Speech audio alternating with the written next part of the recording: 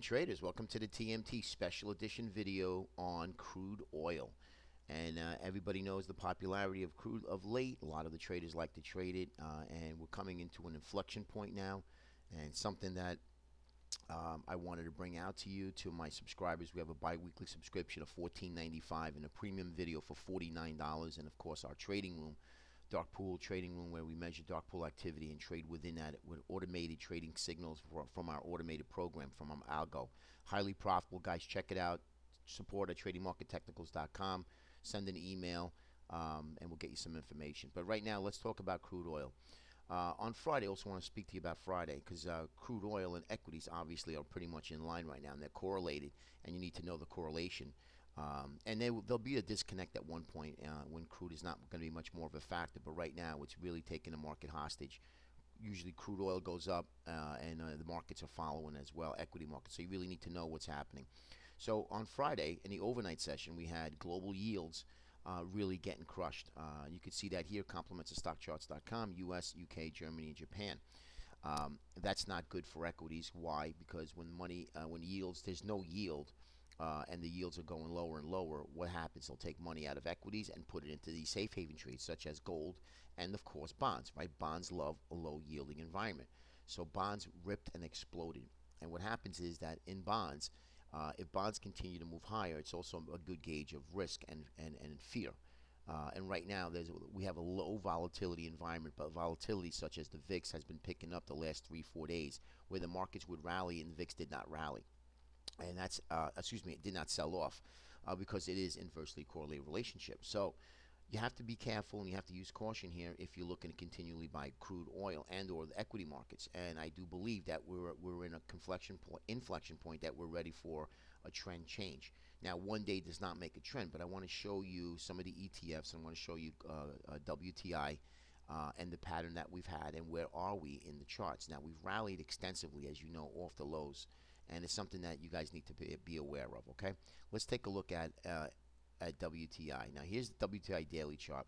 You could see the area of supply here. Got tons of supply up in these areas. Now, we've rallied tremendously off of the February lows into an area of resistance. Now we have double top basically here, actually more than a double top, but you can get my drift. You see what I'm following here, where I'm trying to get at. Now we did have a break of this bearish rising wedge. I need another break lower for me to actually get excited about.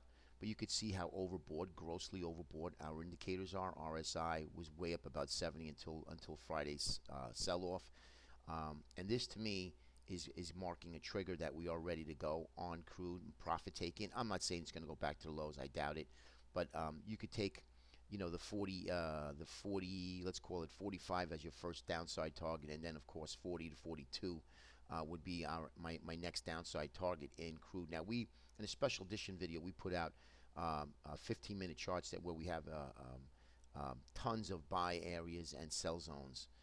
But I just wanted to show this to you. This is one of the areas where we get. So these are the two really bigger targets on a daily. Real easy, simple 50-day moving average, 200-day moving average. You broke the 20 right here. So, but I want another close. One more 2 days below the rising wedge, and then we'll probably sell off where we would actually back test this area, meaning that we'd flag into resistance again. And that's really going to be the bigger sell-off. Once we get a lower high, and let me just give it to you let me show you how I like to trade this.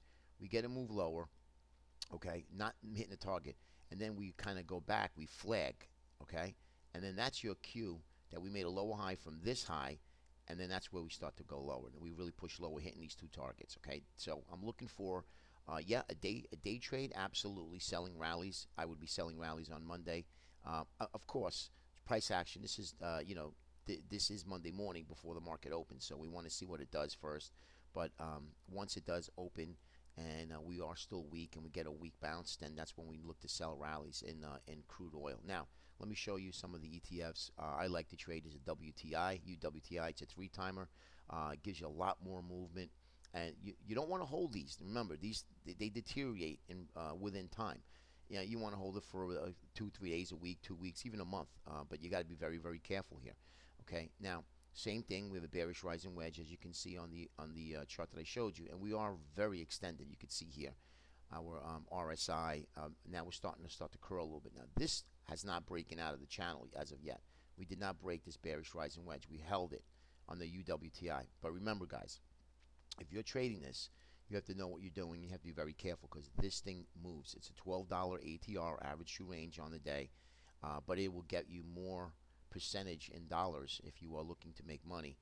And of course, you're going to get losers as well.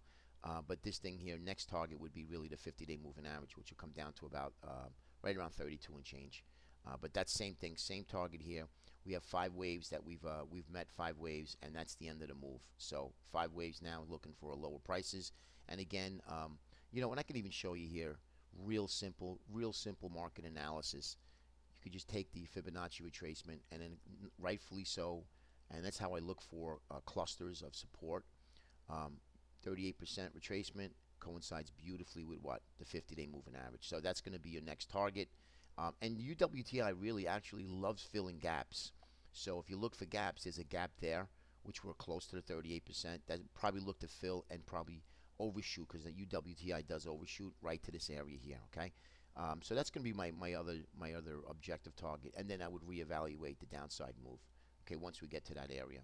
Next is going to be, and last is going to be the XOP, the oil and gas. And again, real simple. We just go right into a Fibonacci retracement, and we just take a low to high measurement. All right, and then we'll just go right to here.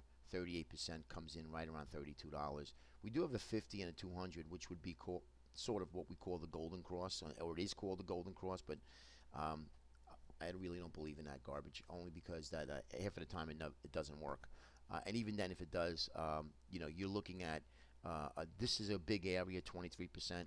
You should get at least to this area here, $34, and then we would reevaluate it down to right around 32 would be your first target of your target on the downside. Now, would you buy on a 38%? No, I like the golden ratio is a 61.8%.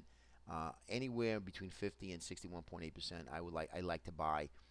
And especially when I see some areas of support, I drop it down into a 60-minute chart or a 30-minute chart. All right, guys, look, I hope it helps. Check us out at tradingmarkettechnicals.com. And you have any questions, send out a quick email. All right, have a great day. Good luck today.